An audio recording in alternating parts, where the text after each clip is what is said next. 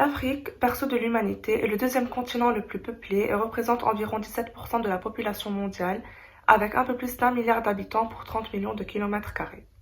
C'est un continent qui rencontre de nombreux problèmes de développement, dont la pauvreté, un niveau bas de santé et des lacunes en éducation. De plus, les économies des 54 pays qui la composent sont peu diversifiées et souffrent de corruption. L'Afrique connaît aussi des faiblesses au niveau des équipements et infrastructures.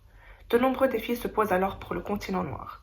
On va donc étudier les indices de retard de développement auxquels est confrontée l'Afrique. Premièrement, sur le plan démographique et sanitaire, l'Afrique est un continent qui reste largement sous-peuplé, même s'il connaît une croissance de densité depuis 50 ans.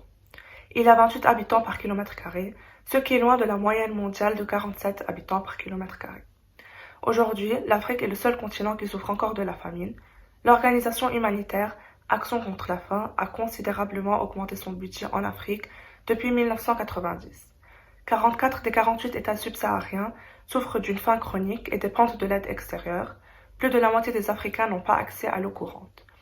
Il y a en plus de ça un déficit d'instruction avec 160 millions d'analphabètes, dont un tiers des femmes africaines. Au Sénégal, en 2003, 10 enfants se partageaient encore un livre de mathématiques. Il y a une mortalité record, maternelle et infantile. Un enfant africain sur 10 meurt avant l'âge de 1 an et un enfant sur 4 avant l'âge de 5 ans. Un autre quart est en sous-poids.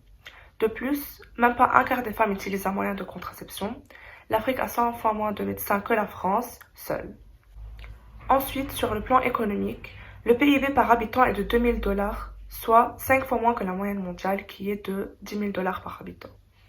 En 2015, environ 35% de la population de l'Afrique subsaharienne vivait dans l'extrême pauvreté, avec moins de 1,9 $ par jour. De plus, l'Afrique ne participe qu'à 1% de la production mondiale, 2,6% du PIB mondial et moins de 3% des importations et exportations mondiales. Elle ne reçoit aussi que 2% des IDE mondiaux. Elle n'assure que 2% du commerce mondial, contre 14% avant la décolonisation. Finalement, l'économie africaine est rentière et peu diversifiée. La faiblesse des transports, l'absence de services, les coûts élevés de l'électricité et le faible pouvoir d'achat sont tous des facteurs qui empêchent le développement de l'activité économique. Finalement, sur le plan des équipements et des infrastructures, il y a premièrement une faible activité des ports africains. Le premier port d'Afrique subsaharienne, Durban, transporte 2,7 millions de conteneurs par an, soit 10 fois moins que le premier port mondial, Shanghai. De plus, la plupart des ports africains sont inappropriés aux gros porte-conteneurs. L'aller-retour d'un conteneur prend 150 jours en Afrique contre 102 en Asie. Il y a un déficit d'infrastructures. Au Cameroun, par exemple, la vitesse des trains ne dépasse pas 35 km/h. Au niveau aérien, l'Afrique compte pour 2,3% du trafic aérien mondial, 80% des exportations africaines s'effectuent par la mer et 1% seulement par voie aérienne.